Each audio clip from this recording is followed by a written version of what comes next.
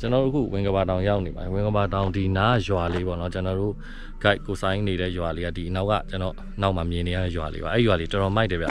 တောင်ကုန်းလေးမှာစောက်ထားတာလေ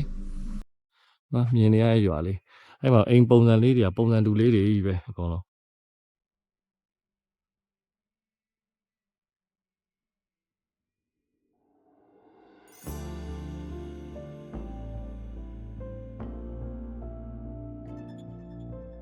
မှာတောင်နိုင်ငံမှာ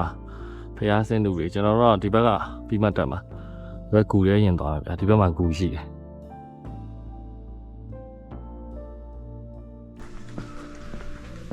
ဟိုရေခဲရောက်လာနေအေးစိမ့်သွားတာပဲ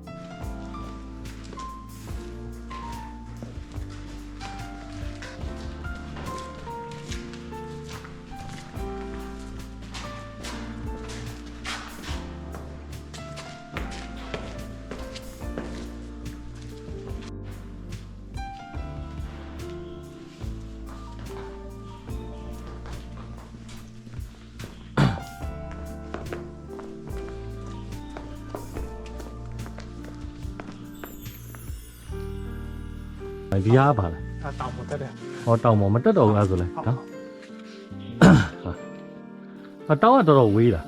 တက်တာဟိုတော်တက်ပဲဟိုကြီးကြဟုတ်ထိတ်ဒီလားအဲ့ဆိုရင်တော့မတက်တော့ဟိုတန်လီကားနဲ့ကုတ်တက်ရပါဟုတ်တယ်ရောက်ဟိုမှာစောင့်နေကြလို့အဲ့ကြောင့်ကျွန်တော်ဒီအနောက်ပေါ့နော်အနောက်ကနေပြီးတော့ကျွန်တော်တောင်ပေါ်ထိကျွန်တော်တို့ကဒီဘွားဒီတောင်ပေါ်ထိတက်လို့ရတယ်ဗျတန်လီကားရေးပိုင်းနဲ့ကုတ်တက်နေရတယ်ပြောလဲကျွန်တော်တို့ဟိုဘက်မှာချိန်သိမ့်မရတော့သွားစရာနေရလဲရှိသေးတဲ့အတွက်တောင်ပေါ်တော့မတက်တော့နော်ဒီမှာပေါ့နော်ဒီဘွားနေတောင်ပေါ်ရွာလေးကိုကျွန်တော်လိုက်ပြအဲဒီရွာနာမည်ကတောင်တီဘွားရွာလို့ခေါ်တယ်ဗျအိမ်လေးကပုံစံတူလေးပဲရောင်စုံလေးပဲ